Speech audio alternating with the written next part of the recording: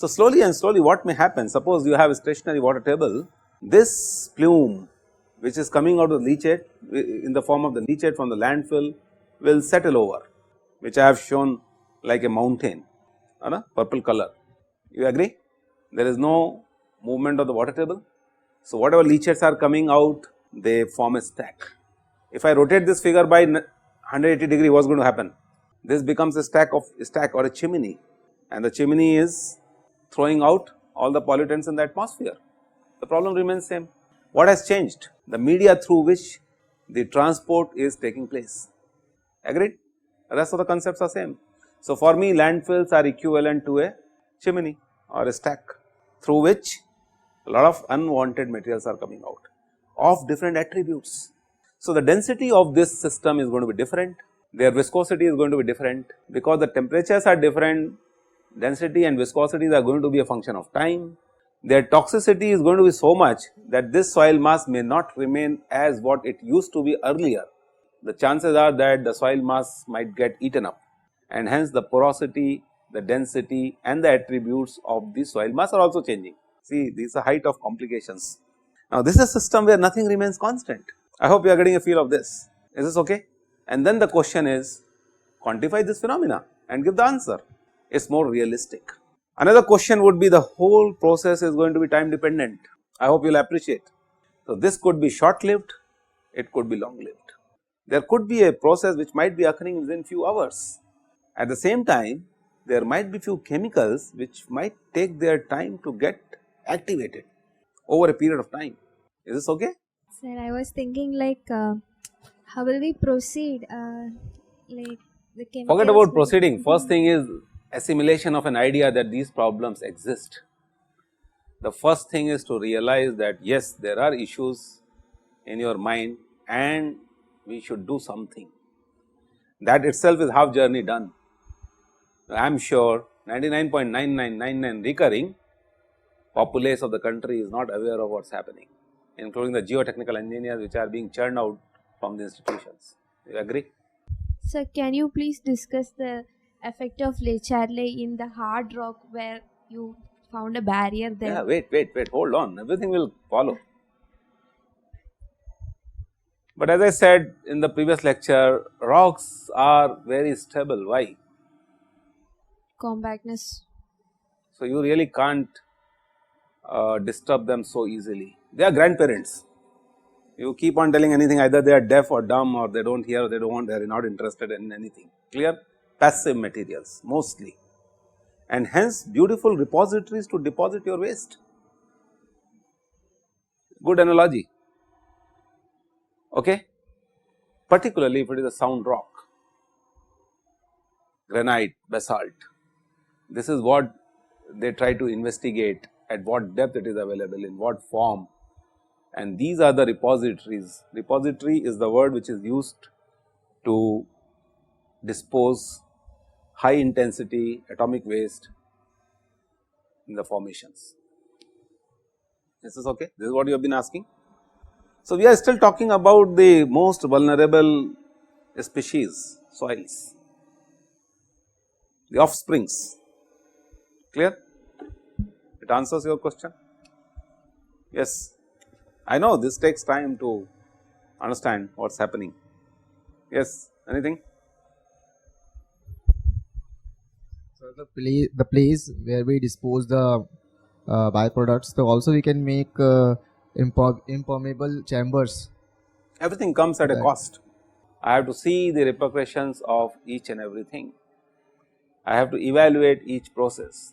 I want everything in writing. You write what you want. Then the analysis of that statement is this. There are 5 situations which I will create. Out of this, one situation would cost you this, one will cost you this, one will cost you this. Now you tell me what you want to do. So, the moment the guy takes one, now let us say we will start the engineering, and for doing the engineering I have to diagnose again. Clear? And once I am scientifically satisfied, then I will go ahead with the execution. I think this is what I have been describing about the spread of contaminants in the geo environment. And remember, geo environment is something beneath the ground surface, constituting of soils, rocks, groundwater and the entire geo-micro-biosphere. So, geo-micro-biosphere. So, once I say that this is the sphere which is located beneath the ground, everything comes into the picture: flora, fauna, geomaterials, soils, rocks, groundwater. Now, suppose, and I think I have answered your question for me that if what about the rocks? If rocks are intact, igneous in nature, I need not to be bothered much, and I am sure you will agree with me, the more deeper I go, I will find a place where the hard rocks which are intact are available. Nature has done great justice with us. Unfortunately, we have been exploring only up to few meters from the surface and we say what to do. Go deep in anything, you get the answer to your question. So, normally the waste disposal is at greater depths. It could be kilometers deep also. And whenever you get a chance, please visit. These are the repositories where beautiful laboratories have been developed hundreds of meters deep inside the ground. Rooms like this where people observe everything, and these are the guys who are running the whole country. Look at the second situation. The second situation is the one where the stationary water table is moving. Now, the situation is, if I do not want to allow the spread of these contaminants, contaminant transport up to infinite domain, what I have to do? Suppose I have another industry or premises over here, and because of my activities, the contaminants might reach their premises, because when they operate their tube wells, when they withdraw water for drinking, they will realize all these species are coming, and if they analyze and they come to know that this is what you are producing in the nearby, they may file a suit against you. This is what is going on right now, clear? So, you have to be very careful. So, what do you want to do? Answer to your question, I would like to confine this, contain it. So, I can create a containment or a barrier by putting a sheet pile or by grouting the entire area, clear? Though it is going to be expensive, but this is the only solution, nobody can negotiate with you. And then you have the concepts of how to create barriers, how to create deep grouts. Suppose the water table is moving, now what is going to happen? The entire plume is going to migrate.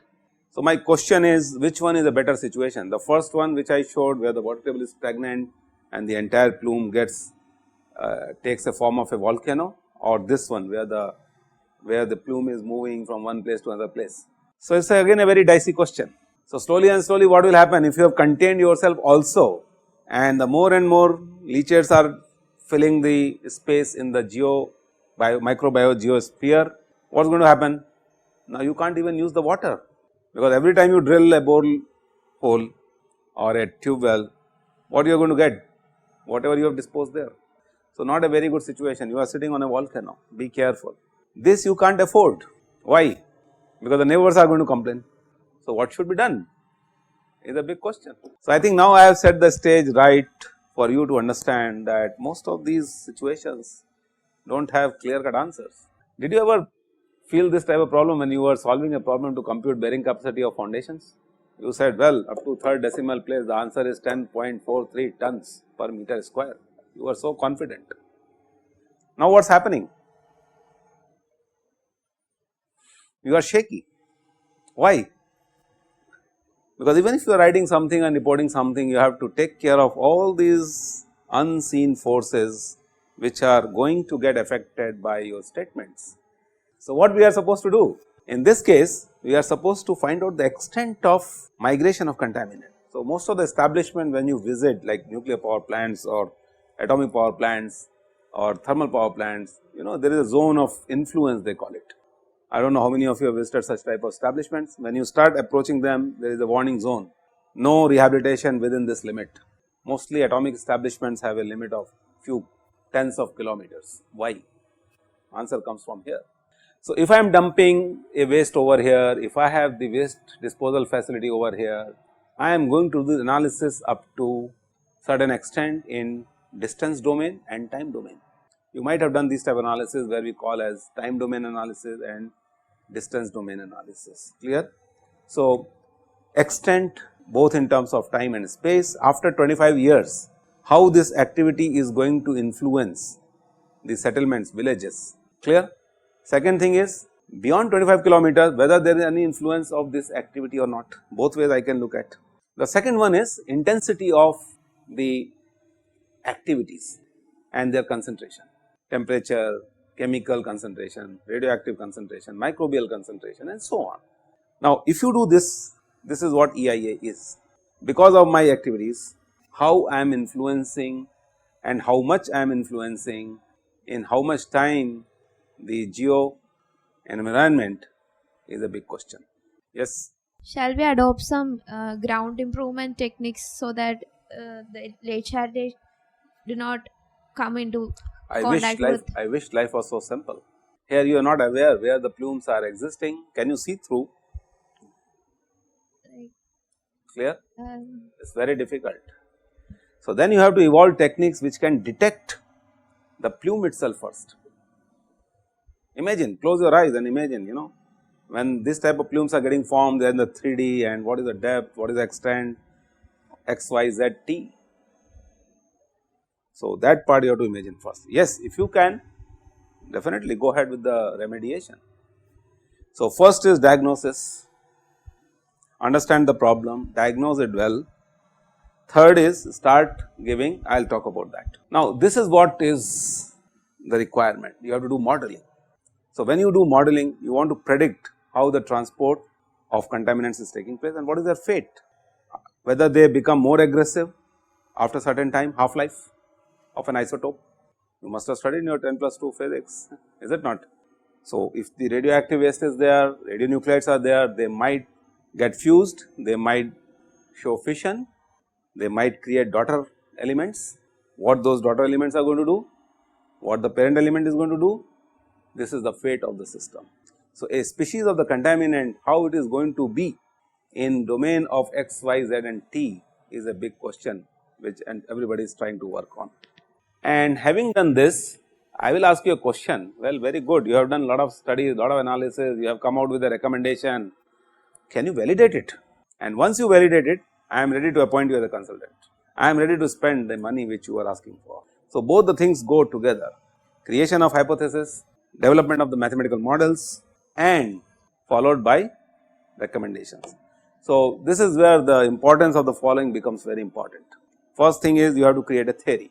Theory is because of this activity something is getting adversely affected, how we should come out of this situation.